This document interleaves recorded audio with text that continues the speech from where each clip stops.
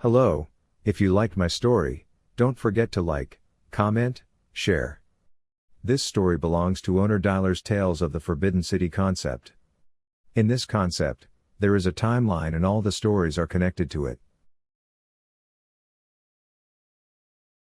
Chapter 6 Seal 5 August 4th, Coronado, San Diego, USA. San Diego was a coastal city in Southern California on the U.S.-Mexico border. The population within the city limits was approaching 2 million.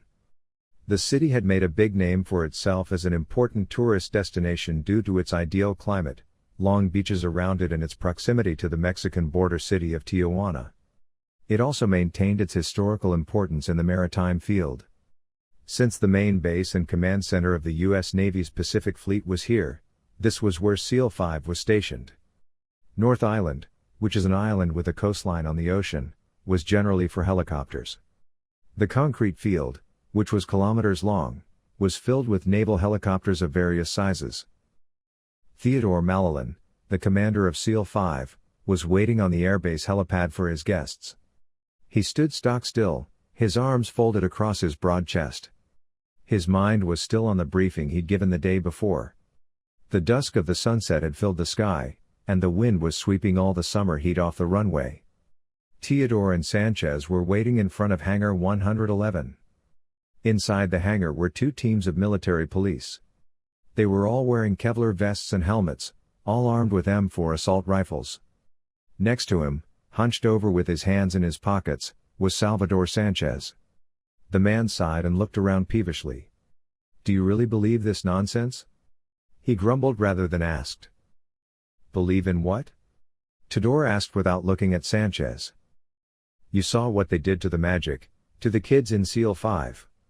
How is that possible? I mean, mutants, like in the comics." "Okay, maybe, but..." "Never mind," Malalin said in a monotonous tone. Sanchez looked at his commander with curiosity and surprise and said, "What? It doesn't matter what we believe, old man? It matters what happened. Someone massacred SEAL 6 while two Navy SEAL Pradas were protecting them. We watched the videos. So believe it or not, someone has the power to destroy a SEAL team on the battlefield in seconds, and it wasn't us," he said. As Sanchez spat on the ground and muttered something incomprehensible, 3 Sikorsky Blackhawks appeared from the northeast side of the base. The guests they had been waiting for had arrived. 3 Blackhawks headed directly in front of 111, and after a slight nose-up, they descended and landed softly on the concrete at almost the same time. When the helicopter's upper rotors, or propellers that powered its flight, slowed down, 12 strangers stepped out of the helicopter. All 12 were dressed in black suits. 4 of them were women. They carried long, heavy bags that looked like duffel bags of the same size. Most of them slung their bags over their shoulders and approached in twos, side by side, following each other's steps. This put Theodore at ease a little. Most of those approaching had the same military discipline as him. A woman walked at the front of the group. When the group had fully approached, the woman in her 40s who stepped forward was almost as tall as Theodore, with black hair that was combed back tightly. She wore lace-up patent leather shoes with no heels, and black Ray-Ban sunglasses. Her walk indicated that she was athletic and a regular exerciser. Theodore noticed that the approaching woman had a small, intricately patterned badge on her collar. The designs, the Vatican Guard's crest, were placed on a shield, the outer edges of the shield outlined in gold. The rest of the badge was black. "Lieutenant Theodore Malalin?" the woman asked in an icy tone. Theodore only nodded in approval and shook the woman's outstretched hand. Without losing her diplomatic demeanor, the woman said, "I am the High Priestess of the Inquisition, Roberta Damascus. This is the Inquisitor-Electo Vermund, my assistant." She pointed to the broad-shouldered, dark-skinned man next to her, who was 5 feet tall. "Senior Staff Sergeant Salvador Sanchez, my team leader," Theodore said, pointing to Sanchez standing next to him. "We'll be staying here for a while," he said, pointing to the large hangar behind him. Hangar 111 had been converted into a guest house for a short while. After the introductions, Everyone had quickly chosen a bed for themselves and began to place the materials on the long tables in an orderly manner. Leaning against the simple buffet of food and drinks behind the table of materials, Sanchez looked anxiously at the youngest member of the group. The dark-haired young man appeared to be at most 17. He placed the large bag on the table like the others, unzipped it, and took out his materials. He looked careless and very young. Sanchez couldn't help but wonder if the boy could use the M416 in his hand. Most importantly, he could also harm them in a conflict. Sanchez never trusted those who were not his own. "Don't worry about him," said a bass baritone voice next to him, his voice carrying a distinct Scottish accent. Turning to him with curiosity, Sanchez said, "Sir?" The dark-skinned man, over 6 feet tall, pointed vaguely at the boy behind him. "The boy's name is Nico, short for Nicolas. He was 10 years old when Father John's found him in a fishing village on the Baltic Sea. It was feelers like Father John's who found us and brought us to church," he said, pouring coffee from the coffee machine next to Sanchez. He had a broad face, an angular face. He shaved his hair, the tops of which had begun to fall out, regularly with a machine. "Feelers?" Sanchez asked. A whole new world was unfolding before him, and the middle-aged Hispanic soldier was not liking it one bit. "Yes," said the man as he poured milk and sugar into his coffee, "some people start to feel as they work with magic. I think they develop something like a sense of touch or taste, I'm not sure. Anyway, John's is one of them. According to him, Nico's family died in an accident. He didn't talk at all when he came to the monastery, although he still doesn't talk much, which is a quality I really admire in children. Nico isn't talented, but he is determined. I know he works for months on a spell. Nico may not have been the best of us in 7 years, but he has become someone we can rely on," he said. "So how do you do it?" "Magic? Several ways. Some of us channel energy," the man said, gesturing to the large lights hanging from the top of the hangar. "Energy?" "Yes, there are those who can control electricity, heat, light, movement, gravity, all of these. Some do it through daily rituals, prayers and offerings. Some get their magic right out of the gate." "Door?" "Yes, Tom Ender Gate." "Oh, didn't they tell you about it?" "No, I don't think so," Sanchez said. "Okay, thousands of years ago, there was a door. This door connected the two worlds. The power of the ancient wizards came from this door, from the other side. Since the technology at that time was only stone carving, the wizards enslaved those who could not use magic. But one day, the door closed. Wizards can still use magic. However, their power is not as dazzling and limitless as it used to be. We have diminished them considerably over thousands of years." "So why did you hide it until now?" "I asked the Cardinal the same question," the man said, taking a sip of his coffee. "Really? What did he say?" Sanchez asked curiously. As long as there were fools who craved power, staying hidden was the best option for both sides. 140,000 people were killed in the Middle Ages because of a group of stupid amateurs who claimed to be looking for wizards. And not one of them was a wizard. People are dangerous enough without magic. "And you haven't even met the monsters yet," the man said in a mysterious tone. Raising an eyebrow, the staff sergeant repeated, "Monsters?" The man curled his lip and nodded in affirmation. "Of course. You've heard stories about witches and magic and you don't believe them. How many other folk tales do you not believe?" he asked. "You're kidding me, aren't you?" Sanchez said, narrowing his eyes. "A little," the big man said with a half-smile, leaving a half-inch space between his thumb and index finger. He held out his hand and said, "Henry," with a genuine smile, "Henry McGregor." The smirking sergeant major caught the hand in midair and said, "Salvador Sanchez." While McGregor was busy with his supplies, moving away from Sanchez, Sister Roberta came with her own bag and asked, "Did you tell me all of it?" Trying not to move her lips.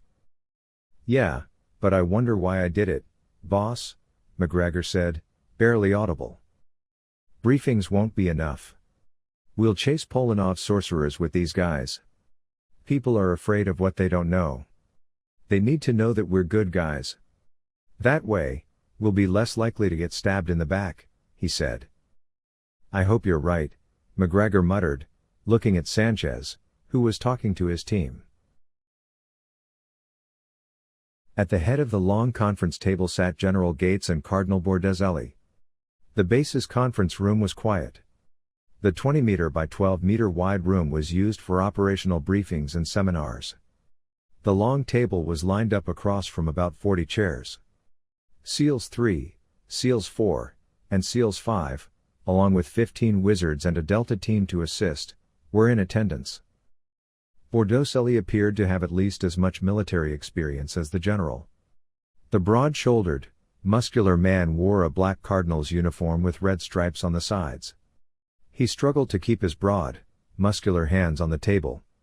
The man began to speak with a stern expression, his English fluent, though occasionally a few Italian accents were noticeable. First of all, we have failed, said the cardinal. The fact that we are holding this meeting at the end of a war we have waged for nearly 1,000 years is a sign of our failure, even though Pope Toscani believes otherwise. We are the black men and women who secretly fight against the sorcerers who seek to re-enslave the world, secretly supported by the Vatican and your governments. We are equipped with magic and advanced military training. Many of us were killed on foreign soil, like you SEALs and Deltas. We have made up lies and hidden our fallen brothers. No matter how heavy or painful our losses, our determination to fight has neither diminished nor slowed, he said, as he pressed the remote control of the slide camera he had picked up and caused a photograph to appear on the white screen behind him. This man is Polanov, the leader of the group that killed the SEALs. He is a Serb trained by the CIA. He has completely taken over parts of Serbia. We suspect he came to America a few days ago. The man next to him is MC Rollins, the CEO of Nisco Oil. MC Rollins is unfortunately a black man, the man said, feeling annoyed. He took a deep breath. The black men founded companies in the 18th century to continue their struggle and keep up with the times. Many of the big companies you know today are owned by the black men. This provides us with both the capital we need for the war and the intelligence. However, all this power and money has led some of our friends astray. This is a common occurrence for people dealing with the devil. Normally we handle these kinds of unpleasantries quietly among ourselves, but this time it seems like the situation is getting out of hand. He paused. A Delta team member from the back row raised his hand. What's McRollins up to? The big blond man asked. We understand that he has located the Gate of Tomender, which holds the mage's power, and that he intends to open it, the cardinal said in a monotone voice. What does this have to do with Polanov and his bioweapon? Another SEAL asked. If we stop Polanov, we can close that door forever. But if we fail, we will not be able to muster the strength to prevent McRollins from opening it, the cardinal said, spreading his hands out to the sides. Why? What's the total power of this weapon? We'll hunt down McMullins no matter who he kills, said another Delta team member. Cardinal Bordezelli sighed and said in a pessimistic tone, Gentlemen, you will encounter a new and completely unknown world. You will cross a frontier beyond the gods and positive sciences in which you believed until now. If Polanov were to support a virus with magic in this world, we would face an epidemic that would bring about the end of world history and humanity. August 4, Ras al-Basti, Syria. Duke took a deep drag on his cigarette and enjoyed the view of the Mediterranean. The weather hadn't yet become oppressively hot. Joanna was trying to connect to the internet on her tablet inside the Nissan. The place they were waiting was the entrance to a small village a few kilometers south of Ras al-Basad in northern Syria. The old smuggler, Simitis, had called them last night and given them a phone number to connect. Duke had only taken a shower and a short nap before setting off again in the morning and driving the entire time. He almost fell asleep standing up, took another sip of whiskey from his flask and put it in his vest. Perry was no different from Joanna, but he had slept a considerable amount in the car. Duke put out his cigarette and put on his sunglasses when he saw the truck approaching. The yellow French truck stopped a few meters from the Nissan. Mr. Perry? Said the thin man, About 40 years old with a bushy mustache and black curly hair, 5 feet 5. He was a man wearing a shabby suit that was a size too big for him and worn-out black leather shoes. Perry nodded in affirmation. "Mr. Mahmoud?" he said, extending his hand to the man approaching him. "Uncle Simitis asked me to guide you, but first I have to warn you, the area is still not very safe." The sunburned dark-haired man with green eyes smiled and said in heavily accented English. "As you know, ISIS, Al-Qaeda, PYD and al-Nusra are fighting each other," he continued. "What about the government?" the Duke asked curiously. Smiling sadly, Mahmoud searched the pocket of his old jacket until he found a pack of a cheap, unfiltered cigarette brand. "We are too far north for the state to interfere in matters.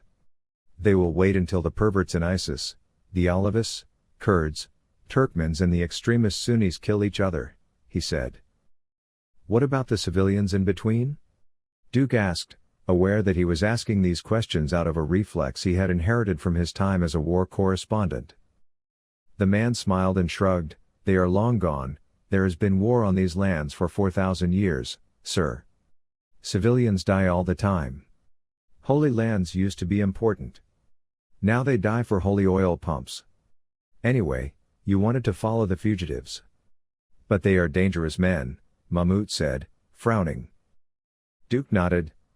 "Yeah, I know. Can you take us where they're going?" The man smiled wryly and said, "I think so, but we'll only return if it gets too dangerous. I have 13 children."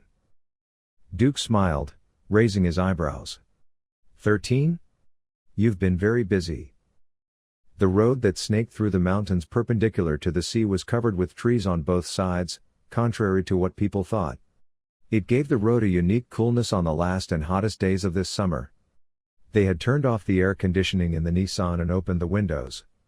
In the places where the forest was thick, the buzzing of cicadas could be heard. The sea was far behind them. The asphalt road that the Nissan was on had become a detour after a while and had begun to deteriorate. After a few hours, there were no houses or buildings visible near the road that had turned into asphalt. Joanna looked around and asked, "Where are we?" "For the last few hours," pointed to the mountains to his left and said, "The Turkish border is that way, this is the Kurdish-controlled area.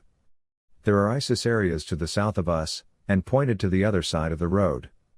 "ISIS areas?" Joanna asked. "America supported us Kurds, Turkey supported ISIS. Al-Qaeda and ISIS couldn't hold on here for long. That's why they took over territory piece by piece together with al-Nusra. But they fight from time to time, and they attack the same enemy from time to time," he said. "They re-established Al-Qaeda." It was as if everyone knew Mahmoud as he spoke to a few villagers he came across on the road.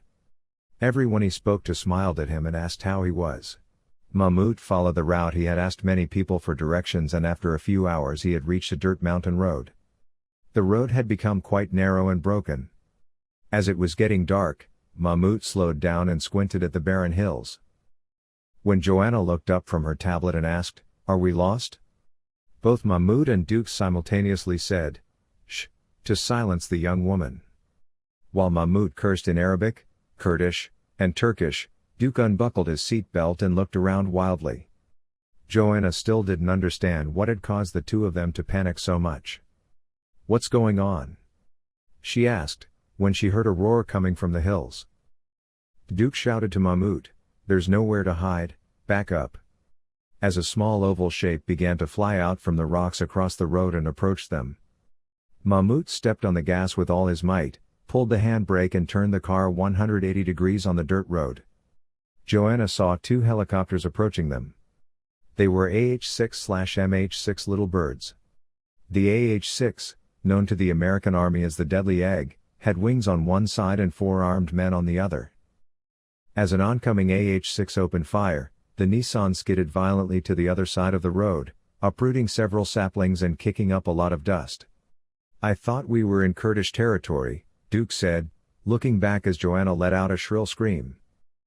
Mahmoud turned the steering wheel again, ready for another attack.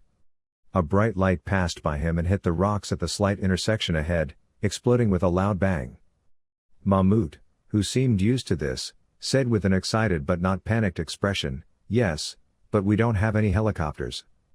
Neither Turkey, nor Syria, nor America would like this." The car was now engulfed in dust. The AH-6 didn't seem to be letting them go that easily. Silver bullets slicing through the dust cloud cracked the air with a crack that was free of the helicopter's heavy roar, illuminating the car's interior for split-second moments. Joanna leaned forward, her hands over her ears. She couldn't see anything. All she could hear was Duke warning Mahmoud, "Be careful." With an explosion, he suddenly felt nauseous from the lack of gravity and jumped from the seat to the ceiling, hitting the ceiling. Suddenly he started to turn in the car. At that moment, he saw the holes opened on the floor of the car, 5 fingers apart from each other. Blood had splattered everywhere, covering Mahmoud's side, when everything went black with a hard blow. When Joanna came to, something hot was dripping down her face and her ears were buzzing. Opening her eyes with difficulty, the young woman saw Duke's wounded face upside down in the red and yellow light of the flames. The reporter who was holding her by the hand said through clenched teeth, "Hang on, Joe."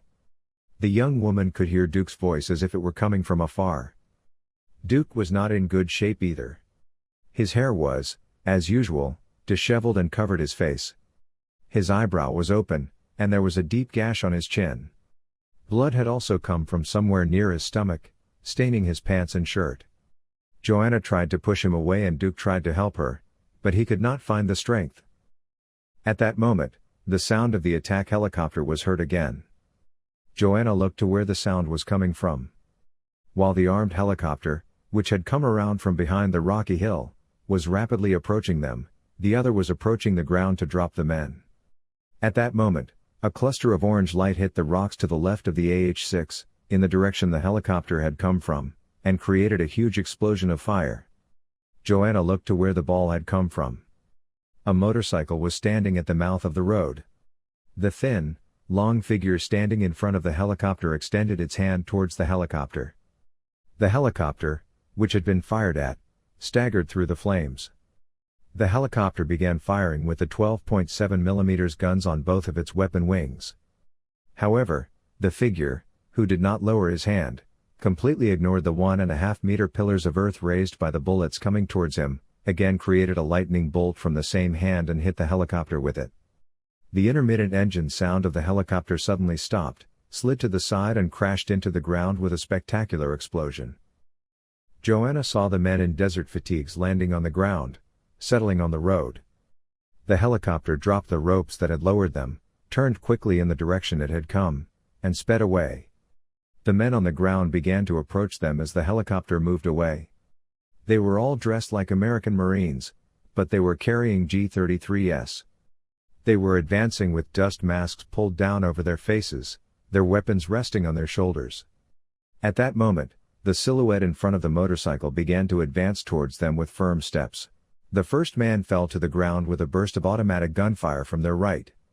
While the other two turned in that direction, the sorcerer knocked the fourth man down with purple energy bolts from his hands and formed a blue sphere over himself.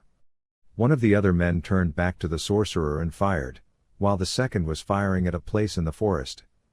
However, he was hit in the throat and face by return fire from the forest. The energy shield looked very impressive in the darkness. The bullets flying in the air flew in lines, forming stripes. The sorcerer made a long whip of fire from his sphere and swung his weapon at the man. The whip split the air and reached for the soldier. The man somersaulted diagonally at the last moment, dodging the whip, and fell backwards, shot in the chest, knee and shoulder. However, the man quickly recovered, got up and opened fire on the forest, but the sorcerer caught him in the head with his whip. The man opened his mouth with a silent scream, and the whip was pulled back hard, severing the man's head from his body. The last thing Joanna saw before she fainted was the vague appearance of a dark-clothed man emerging from the forest. When Joanna came to, she was in an old white-walled house. The walls of the house, which was peeling, had once been painted a pale blue. It had no windows or glass. Just beyond the old wooden bed on which she lay, an old but white, tattered curtain swung from time to time in the breeze. Beyond the curtain were rocks with a few wild flowers growing on them, and about 10 meters further on, the sea, the waves of which could be seen from behind the rocks. The woman, who tried to sit up with a headache, collapsed with pain in her ribs. "You mustn't move," said a woman's voice.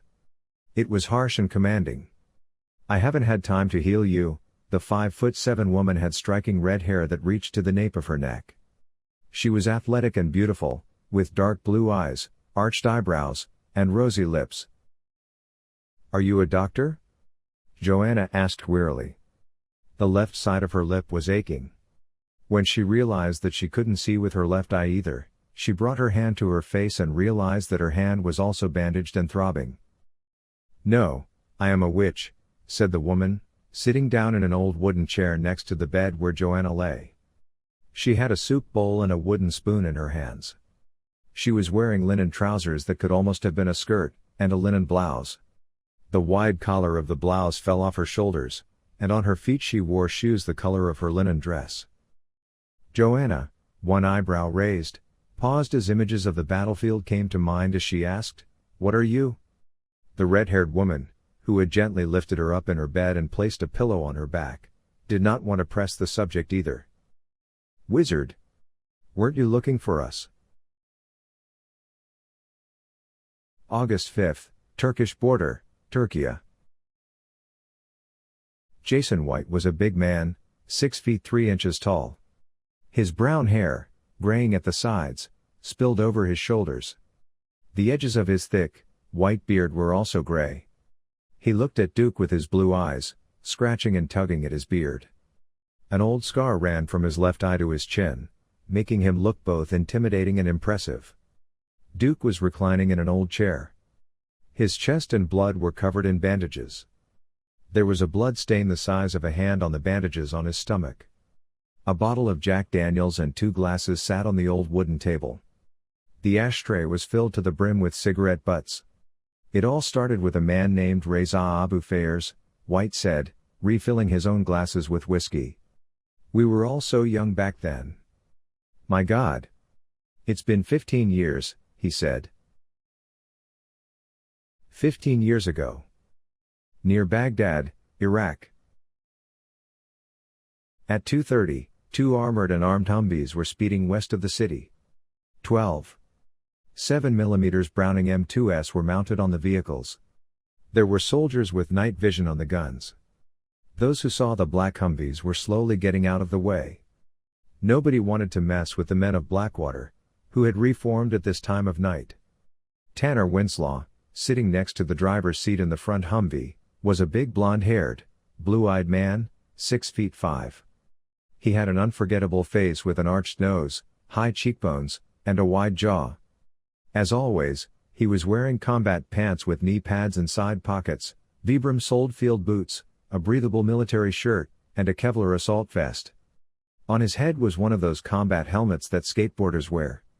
On his chest was an M4 attached to a strap. As always, he had his Glock 19 next to his leg. Around his neck was the scarf he had gotten when he first came to Iraq.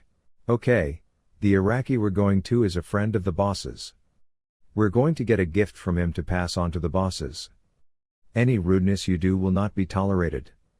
At best, you'll get your ass kicked. Everybody get that through their heads," he said, opening and closing his thick fingers inside his protective fingerless gloves and pressing the button on the intercom connected to his team. The dark, long-faced man driving the Humvee was named Martin Blake. His pale blue eyes narrowed mischievously under his bushy eyebrows. "George, do you understand?" he asked. "Do I look like I don't understand?" said George sharply. "Dude, I have no idea," said Martin, feigning exasperation. The thin, 6'9" 5-inch man said, "I've known you for 5 years and I've never seen you look like you understand anything," and the whole car started laughing. Sitting in the right rear seat of the Humvee, smiling and raising his middle finger to the rear view mirror, George Starn was wearing the same equipment as Tanner Winslaw, just like the others. The green-eyed, dark-skinned man hadn't shaved in almost a month. He had a white ace of spades on the left side of his helmet and a lizard skeleton on the right. His neat little nose had once been broken. Edward Simons, who was sitting in the seat behind the driver's seat, continued to laugh and asked, "What's the gift?" Why are there so many of us going at this hour? This pilgrim isn't going to give a camel or anything, is he? Tanner shook his head. Then we take the truck. It must be something valuable. We'll pick it up from here and take it straight to the airport. There's no flights at this hour, George grumbled, looking at his watch. Maybe it's a private jet, Edward said as he turned the car left according to the GPS. Hey Adam, do they have a private jet launching at this hour? Tanner grumbled, tapping his radio. Of course, anyone with a private jet has special contacts. Special contacts always have special opportunities, Adam Brooke said over the radio. Thank you, Master Yoda, for enlightening us all, Tanner said with a smile. May the Force be with you, said the voice on the radio, imitating Yoda's tone and low phrasing. Northern Baghdad was still not very safe. The street they entered was the entrance to the address they wanted to reach according to their GPS. Jack Stone, who was on the gun of the first Humvee, said, "Visual contact, 12 o'clock. The young man had joined Blackwater immediately after leaving the Marines. The tall, dark-haired man looked promising to Tanner. He could be considered handsome, although he had a beard that he carefully kept on growing on his chin. Tanner saw 2 brake lights where the young man indicated. They were Humvees, just like his own. Tanner squinted and muttered, "Who's that?" Martin Blake, driving, asked, "I don't know, but they're going north. Should we follow?" "That's none of our business," Tanner grumbled, shaking his head. The GPS location was exactly in the middle of the street. The large iron gate of the 2-story, white, high-walled building with a garden was open. When Tanner saw the blood trail in the doorway, he cursed and said, "Blue 2. Go after the Humvees in front, turn off your lights. Quick, quick, quick." And got out of the vehicle. The second Humvee suddenly accelerated, kicking up a lot of dust and heading towards the end of the road, while Jack cocked the 12.7mm gun on top of the car and pointed it at the house. Tanner had started running towards the wall of the house. Martin, George and Jason got out from behind him and went to either side of the garden wall, while he took cover against the wall and called his superiors with his cell phone. The phone was answered and the male voice on the other end said, "What's going on, Tanner?" Grumpily. His voice was sleepy, as if he had just woken up. "We came home and it was attacked," Tanner said, looking out the doorway and checking behind the garden wall. "Attack?" "We saw Humvees going away, and Brooke and his crew were following them," Tanner said. "How much is missing?" said the voice on the phone, now completely sober. "We go in and check," Tanner said. "Okay, record it on camera," said the voice on the other end. Tanner pulled his digital camera from his vest pocket. It looked like a gun scope. He signaled to Jason and George, who were waiting on the other side of the doorway, and went through the gate. Despite the green images provided by his night vision equipment, Tanner could see dark stains on the inside of the door. He knew they were bloodstains. The guards must have been shot here and retreated behind the garden wall. They hurried across the short, well-kept garden. They entered through the cracked, broken locked door, protecting each other. Beyond the dark entrance was a long, wide hall. 2 servants lay on the mosaic floor of variously colored marble. His foot hit a bucket. The bucket made a metallic buzzing sound in the ominous silence, arced across the floor, and fell silent, sinking into a pool of unclotted blood. Tanner signaled Jason and George to check the lower floor. He headed for the stairs leading upstairs, while he motioned to Jack Stone behind him to follow him. There was a man's body lying on the stairs. It must have been the guard inside the house. Blood was still flowing from his body onto the stairs. The man's gun, an MP5K, was lying on the floor. The massacre continued upstairs. They found 2 children's bodies in the hallway, holding each other's hands. A 5-year-old boy was lying on the floor, holding his sister's hand tightly. His white robes had turned bright red. Behind them, in the doorway, was the body of a young woman. Her head was leaning against the door jamb, forming an odd L shape. As he approached the room, Tanner heard ragged, wheezy breathing. A man with a bushy mustache, wearing a cream-colored shirt and brown slacks, was sitting next to his double bed, his back against the bed. He had 6 holes in his chest. His legs were spread out in a V shape. He was quite weak. Tanner entered the room, signaling to the others to protect him. He checked the man's surroundings. Some insurgents were notorious for setting booby traps around or where the wounded were lying. Although Tanner hadn't expected such an event, he checked the area for traps anyway. The man turned to him weakly. "My children?" he asked. Tanner raised his night vision gear and shook his head as he looked into the man's face in the dim room. The man swallowed and cried, trying to muster all his strength. "The disc. They took the disc. They took it," he said, and his eyes rolled upwards, turning white. He shuddered briefly, then his breathing stopped. Tanner was making a call on his cell phone while he started to lay the man down to give him first aid. When the phone was answered, "Boss, I found the landlord. His heart is in cardiac arrest now. First aid." The voice on the other end said harshly, "Negative. Get out of there and go to support the second vehicle. We can't lose the package." "Roger that," Tanner said, signaling that they should get out of the house. Martin swore as he started the car. Meanwhile, George checked the area while the others got in. "Blue 2, where are you?" Tanner asked, pressing the button on his radio.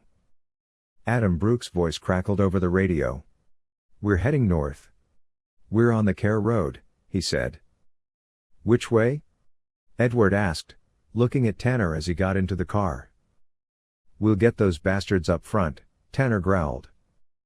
Edward had shown his driving skills that night, catching up with Adam Brooks' Humvee within half an hour. In the meantime, the 2 Humvees they were following had turned north again before the main road connected to the Mosul Inner-City Road, and had left the city limits. The drivers, driving through the dark roads with night vision equipment, had kept a distance of a few hundred meters from the vehicles in front. Tanner did not want to be noticed. If they were noticed, he could easily be ambushed in the dark. If that happened, neither of them would be able to escape. Richard Fain, the gunner of the lead vehicle, was a rookie like Jack Stone. Tanner couldn't help but smile when his young voice came over the radio. "Boss, the vehicles are parking in the woods," the young man said, reminding Tanner of his youthful days. The area where the vehicles had stopped was a small grove. Tanner realized there was no easy way to get to the grove. Jason must have been thinking the same thing as he scanned the area, because, "What are we doing?" he asked. Tanner shrugged and pulled out his cell phone. "We'll call for backup first," he said. When he answered, he said, "Hello, it's me. The vehicles have stopped a few miles outside the city limits. I think there's a rendezvous. Should we wait to rendezvous for the attack?" "Not necessary," said the other party. "Then give me air support," Tanner said, biting his lip in irritation. "Okay, send me the coordinates," the man said. 33.38536662 to 44.286414, Tanner said, reading the small green digital numbers that had formed over the area he had marked with his small binoculars. 2 Humvees and an armed group in the grove. "We are positioning south of the grove," he said, and then he deployed his team for the attack. Jason had only a short-range binocular on his vest. He was looking out over the woods with it. There were 8 men surrounding the Humvees. There were no weapons on either vehicle. Jason cursed under his breath as he realized the men might be Marines. The minutes were slow. "Almost half an hour," Jason said, looking at his watch. Meanwhile, George Starrin, the team's marksman, warned them, "We have guests." Tanner cursed through his teeth, tapped his radio, and replied, "Identify guest." 2 SUVs approaching from the north-northeast, said Starn's emotionless voice. At that moment, car headlights appeared north of the grove. These must be the guests the 2 Humvees were waiting for. Tanner cursed behind the wall of an old building where he had taken cover, and the general radios clicked. "Blue 1, Blue 2, this is Wolf 14. Mark your position, we are approaching the attack zone from the east," said a mechanical voice. "Just in time," Tanner said, pressing the button on his radio. "Kurt 14, this is Blue 1, we're turning on our IRs. IR, short for infrared, was a small, opaque piece of plastic that team members wore on their shoulders. It emitted a kind of small signal light on electronic sensors, such as night vision or thermal vision. It protected the personnel using it from friendly fire. The team members began to wipe down the plastic pieces on their shoulders as they feverishly turned the on switch. No one wanted to get hit by the helicopter's heavy weapons. At that moment, the vehicles pulled into the woods and stopped, and 8 more men got out. 2 of them were in civilian clothes, but neither Jason nor Tanner could see their details. A few seconds later, when they heard the drone of a helicopter coming from their right, everyone had their weapons trained on the woods. The helicopter had been heard by those in the woods. With a few vague shouts, the soldiers running to their cars were suddenly illuminated by light coming from the dark sky toward the woods, and a series of explosions began to ring out in the woods. The A-6s were approaching. The first of the 2 A-6s had fired its light, multiple guided rockets at the vehicles it had seen in the woods. The helicopter had suddenly skidded to the side and disappeared from view, followed by the second. This one was carrying a 5mm Gatling on each side. These multi-barreled, high-velocity automatic weapons could fire several thousand rounds at their targets in a minute. As the drone of the helicopter and everything in the rendezvous point was torn apart, Tanner tapped his radio and said, "We're advancing." Jason was trying hard not to throw up. The people in the Humvee were, in fact, Marines. The vehicles and some of the trees had begun to burn. His night vision equipment was useless in this light, so he had lifted them up. Most of the soldiers in the field were dead, some close to death. It seemed that no one had survived the heavy, surprise helicopter attack. The other group consisted of mercenaries and 2 civilians. Jason approached one of the civilians who had been cut in half at the waist. Turning the man's upper body over, Jason cursed through his teeth when he saw his face. "Tanner, look this way." Tanner approached the man Jason had pointed out. He was in his late 40s, graying and with a goatee, and had a hole in his chest that a fist could easily pass through, despite his Kevlar vest. The man was wide-eyed and face down on the ground, grit stuck to his eyes but still recognizable. "Isn't that Franklin the fucker?" he asked. Franklin Josh was a CIA agent.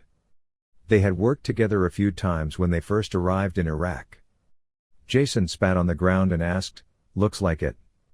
What are we doing?" "Let's find the bag," Tanner said with a grunt of annoyance. "Not this one," Adam Brooke said, opening the briefcase the other plainclothes woman was holding. "What's in it?" Tanner asked casually. "Money," the man said, closing the bag. "Here's bag number 2, said Stevens Hardison, the driver of the second Humvee. He knelt down and opened the bag. It was a steel case designed to protect and transport valuable materials. One of the helicopter rounds had shattered the lock and torn through one side.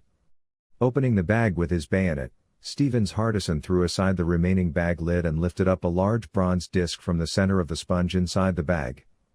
The disc, the size of a .45 record, reflected the light of the flames for a moment and had many symbols on it. "What is this shit?" he asked, his expression sullen. The man tilted his head and asked, "Record?" "No," said Stevens Hardison, shrugging. "It's like brass or bronze." 16 people died for a bronze disc? Jason cursed and asked peevishly. No one's dead here. And the disc isn't bronze, because we've never seen this disc. Put it in the bag. Throw their phones and radios into the burning cars. Their IDs and wallets. Jack, take the gas cans from the cars and burn them all. The sooner this is over, the better. Hurry up and let's get the hell out of here, Tanner said. Due to unexpected events, they arrived at Baghdad Airport in the early hours of the morning and were immediately directed to runway number 6. A private MD-88 passenger plane was waiting for them here. There were Dodge armored vehicles and mercenaries at the head of the passenger plane. Tanner, who said to his man who got out of the Humvee that stopped 20 meters from the plane, "You wait here," walked towards the man who was going to him on the front stairs of the plane. He had taken off his helmet and put on an old New York Yankees cap instead. He wore half-frame Oakley glasses to avoid being affected by the rising sun. At that moment, His headset worked and he heard Jason's voice. "Tanner, 3 o'clock, the blond man said." Tanner craned his neck as if it were natural and glanced to his right. He recognized at once the man, leaning against the sand-colored Dodge, talking on a satellite phone, wearing a dark cream suit and navy blue shirt, just like the car, and sunglasses. The middle-aged man was a CIA agent. Tanner knew he was a senior executive. Without moving his lips, he muttered, "Damn." He was a tall, lean man, athletic-looking, to whom Tanner nodded. His hair was cut like a mohawk. Under his thick, furrowed eyebrows was a deep scar from his left forehead to his chin, and his left eye was white. Like the other mercenaries, he wore loose-fitting sand-colored side-pocketed pants, Vibram-soled boots, a Kevlar assault vest, and a shirt with the sleeves rolled up to his elbows. He wore a headscarf, just like Tanner. His hooked nose was set at a right angle, and his strong jaw gave him a grim expression. The man, combing his hair back with a fingerless leather glove and looking at the bag, said, "Did you do this?" He asked in accented English. "It happened during the helicopter attack," Tanner said, looking nervous but managing to keep it that way. "Look," said the voice behind him. Tanner recognized the distinct Arkansas accent. Tanner turned and looked calmly at the owner of the voice. "2 of my men and their guards went missing north of Baghdad last night. I can't reach them. Are you coming from that direction?" The 5'5" man. "Yeah, but we didn't see anyone," Tanner said, keeping his cool, adjusting his horn-rimmed sunglasses and briefly scratching his goatee. The mohawk-haired man said, "I see, good job," then turned to board the plane, locking eyes with the other man for a moment. He knew then that the man knew everything. But the man only half smiled in greeting to Tanner, then turned and followed the middle-aged man. As Tanner was walking back to his vehicle, one of the guards boarding the plane caught his eye. The big, African-American man was a Drew Borsak. Tanner had met the man when he was a Marine, and when he finished his military service, Tanner had joined Blackwater, and Borsak had joined the LGG. Tanner had realized that all these men and vehicles belonged in the LGG. With that in mind, he had turned back to the Humvee. "Did he ask about the bag?" Jason asked as he scanned the area. His hand was on the trigger of his rifle and he looked quite tense. "Yeah," Tanner said with a shrug. "What did you say?" Jason asked curiously, looking at Tanner. "I said the helicopter did it," Tanner says, smiling casually. "Did he ask about the money?" George asked impatiently. "No, I don't think they know about the money," Tanner said, grinning. "So what do we do with the money?" George asked cheerfully. "We'll split it, of course. We don't get paid enough for this shit anyway," Tanner said, still grinning. 15 years later. "And who was the man?" the Duke asked at the old wooden table. "He was a Serb named Polanov. He was working with the CIA at the time," Jason White said coldly, pouring the last of the whiskey in his glass and draining it. "What about the CIA officer?" "It was someone named Gail. She works at the center now. I think her full name was Gail Peterson." August 6, Thornwood, New York, USA. Vote. Anton stopped the vibration of the phone that woke him up. As usual, he got up quietly from his bed and slowly went down to the wooden floor. He checked on Scott Donovan, who was lying under the bunk bed. The young man, wrapped in a blanket, continued to sleep. He was as silent as a shadow. The young man, who put on his clothes, quietly left the room. Scott Donovan opened his eyes as if it were a trap when the door of the room closed. His roommate, who never spoke to him, woke up at the same time every night, secretly took his clothes and left the room. Scott had learned that such things were not forbidden in the Foundation. But he was also aware that it was not normal. He quickly threw off his blanket. He was fully dressed. He left the room just as silently as Anton. Anton was walking down the east corridor, and Scott started following him. The corridor was lit with small LED lights so that they would not bump into anything when they had to walk at night. Scott was walking close to the wall, in accordance with the young man's silence. He planned to hide in one of the doorways if he looked back or made an unnecessary noise. It was not a good plan, but it was the only plan he had. Just after Scott and Anton disappeared in the east corridor, Henry Gerard came from the west corridor. He opened Anton's door and entered the room. He adjusted his glasses and lay down on Anton's bed, but he realized that the young man was not there, only half a meter away.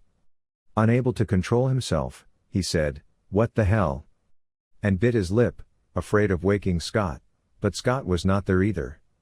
Henry, whose eyebrows rose curiously, looked around to understand what was going on and cursed his luck and left the room. The overweight young man returned to the west wing as he came and went down the fire escape stairs to the 2 lower floors. He was now 1 floor below ground level. He had been planning this for almost 2 weeks. He checked his watch. The night watchman must have patrolled here half an hour ago. He opened the fire door and took the gum he had put in the door in the morning. The gum prevented the door lock from fitting into the slot, allowing it to be opened from the outside. Putting the gum in his mouth, Henry walked comfortably through the dim corridors. Arriving at the door at the end of the corridor, the young man checked his surroundings and inserted a strip he had made by cutting a plastic bottle into a rectangle into the gap of the door and forced the door latch open by lowering it downwards. When the door opened, the young man entered the archive storage with a triumphant smile on his face. Kate Hall jumped like a frightened kitten when the door opened behind her. She knew that if she was caught in the archives, she would definitely be expelled. However, the person who entered was Henry Gerard, who was looking at her with an equally frightened look. "What in the world are you doing here, Henry?" she hissed in a low voice. Henry came in, closed the door behind him, leaned his back against it, and held his heart trying to get out of his chest, motioning Kate to wait a second. He really couldn't speak. Then he swallowed, looked around at Kate, and whispered, "What are you doing here?" "This stays between us, right?" Kate asked, glancing anxiously at the files around her and then at Henry. "I didn't see you tonight." "You didn't see me," Henry said with a smile. Kate, sitting in the middle of the files, placed the first page of her own file in front of Henry, who was sitting cross-legged in front of her. "I came here when I was 12. I lived with my family in New York. We used to go out most days of the summer, if not every night, in Queens. My dad wanted us to be more social and not too attached to the computer. One night, we ran into a few members of the gang who hung out there. They were very drunk. At least that's what I thought," she said, swallowing hard. Henry swallowed hard when he saw the tears in her eyes.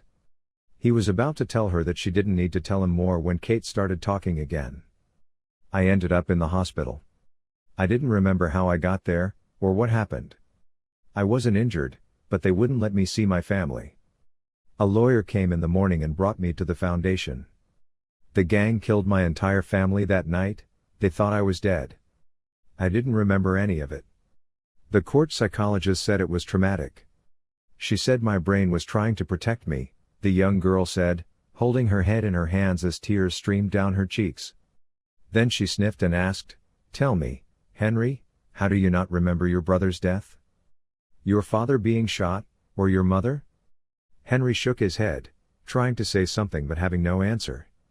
Without waiting for an answer, Kate said in an icy tone, "I don't remember. That's why the people who did this got away from the prosecutor. Because he didn't remember what happened. One night the other night, what happened suddenly came to my mind. I was just lying in bed and it suddenly flashed before my eyes. Those 3 had leaned on my mother, and when my father tried to stop them, the 4th had shot. Neither my father, my mother, nor I had seen that 4th man. He must have been hiding in the shadows of one of those houses while we were walking on the sidewalk," the girl said, chewing her nails. Her eyes were fixated on the file in front of her. "At that moment, I realized that the 4th man was waiting for us. The other 3 were there to stop us. When my father fell on me, I hit my head on the ground. I could hear the gunshots, my mother screaming, and my brother crying. Simon had been crying until the second gunshot. He was only 3 years old. I couldn't open my eyes because of my fear, but I will never forget those sounds. Then someone touched my throat and wrist, she said, placing 2 fingers on her left wrist. He told the others that I was alive. One called someone else on his cell phone and said, "We did the job the way you wanted. The girl is alive." Henry locked eyes with Kate. "So, you didn't have someone deliberately kill you?" he asked. Kate just nodded. "Them or why? Why are you here?" "For the same reason, indirectly. We believe something's going on at the Foundation. That's why we started looking into the files," Henry said with a shrug. "We?" Kate asked, raising an eyebrow. "Anton and I," Henry said with a smile. "So where is he?" Kate asked, smiling too. Henry continued to smile. "Trust me, she has no idea. I forgot to tell her I was planning on coming down here. I just went to get her, but she wasn't in her room."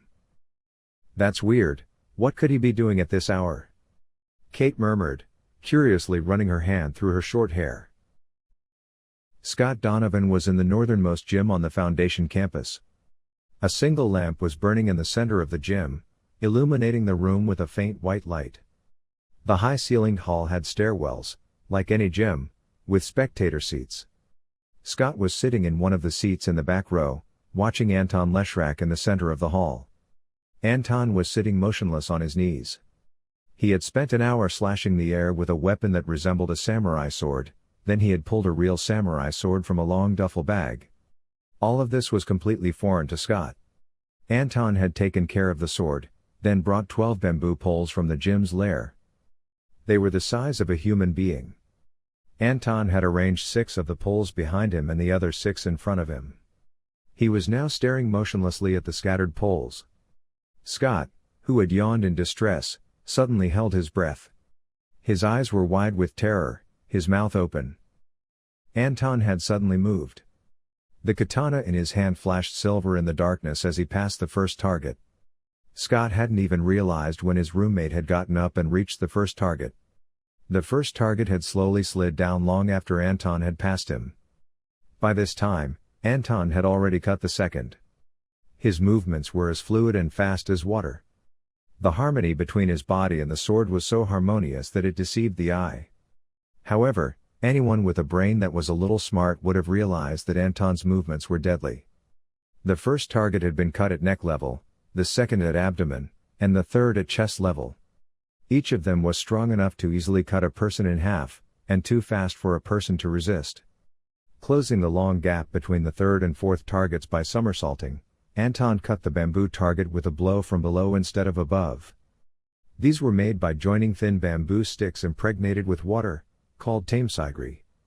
Before he could reach the 5th target, Anton spun around and did something.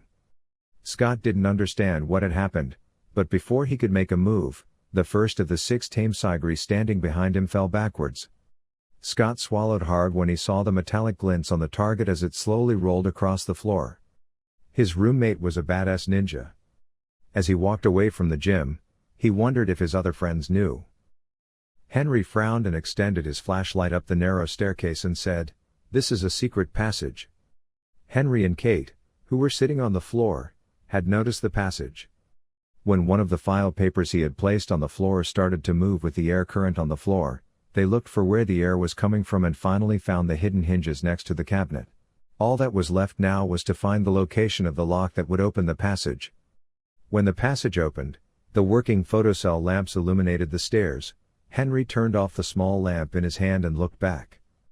Kate nodded and supported him, and he slowly started to go down. The place they reached after tens of meters of stairs was a large, circular hall. There were 8 obelisks at equal distances around the hall, and in the middle were huge, circular stone discs cut into rings. The obelisks were the size of a human being. On each of them, runes that did not resemble each other were carved roughly but deeply. The circular stone rings that formed the floor were full of symbols. There were rings on the stone that narrowed towards the center. There were deep runes around each in, just like the stones. Henry saw that there was a plate-sized void in the middle of the large stone circle. Meanwhile, Kate was examining her surroundings. The dome-shaped ceiling was decorated with small star shapes. But the star map was unfamiliar. Behind the 8 obelisks were 5 large columns supporting the dome. There were Latin inscriptions on the columns. Kate approached the columns, placed her hand on the Latin inscription, and said, "We will be here when the dark night comes," and her voice echoed in the stone hall. Then Henry curiously went to the other column. He read the inscription on this column, "We will be here when the twins of fate come." Kate moved on to the next column. "We will be here when the black men come," she said as a third voice read the inscription on the next column. "We will be here when the gate of Tamandar opens." Henry and Kate turned away in fear. Both had turned on their flashlights so they could read the writing clearly. The flashlights illuminated their new math teacher, Mr. Harper, and Henry's older brother, Benedict Free. Harper held a silenced Glock in her right hand, and a katana in her left. Benedict held a 2-handed sword with a needle-like tip and a 3-finger-thick handle. Harper leaned her katana against her shoulder. The katana reflected a cold, silver light that blinded Henry. "Mr. Gerard, Miss Hall. I think you're in big trouble."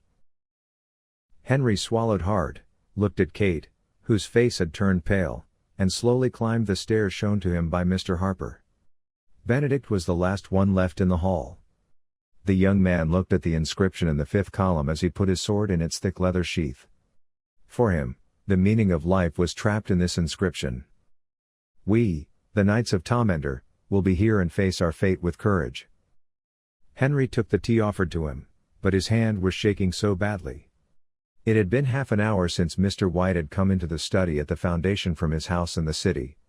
For half an hour the little company of Henry, Kate, Benedict, and John Harper had made no sound except the regular ticking of the clock. "Are you faithful to your oath, Mr. Free?" White asked, breaking the silence. Benedict looked at Henry and swallowed. He had never thought he would find himself in such a position when he made his oath. White turned to Henry, smiling. "Mr. Gerard. You surprise me. Being somewhere I shouldn't be? Or the way I acted?" Henry asked. First of all, Henry Gerard was quick with his answers, but most of the time his answers irritated the other person. But White smiled and said, "No, Mr. Gerard, by being caught. I would have expected you to be more cautious. This place is full of students who are entering puberty. I come across interesting problems every day. But you are the first in this category." Mr. White smiled and took a sip of his tea. "Which brings us to an inevitable point, Mr. Gerard. You have learned one of the biggest secrets of the Foundation. Like the student who comes to every election period. You have already seen the hall you were supposed to see in the fall. In that case, what we have to do is simple, you have to make your choice by dawn." Kate didn't understand any of what was being said. "What should we choose?" she asked. Without taking his eyes off Mr. White, Henry said, "Are we going to the Rainbow Campus and continue our lives as if nothing had happened, or are we going to the Earth Campus to be one of those who make what is written in the columns come true?" Nodding appreciatively, White asked, "That's the level of intelligence I expect from you, Mr. Gerard. First, we need to provide you with the information you need to make a choice, right?" Henry sat up straighter, placed his tea on the coffee table next to him, and leaned his hands on the armrests of the chair. "Yes, Mr. White. Please tell me, what is Tamandar Pass?" End of chapter 6. Hello, if you liked my story, don't forget to like, comment, share. This story belongs to Onur Diler's Tales of the Forbidden City concept. In this concept, there is a timeline and all the stories are connected to it.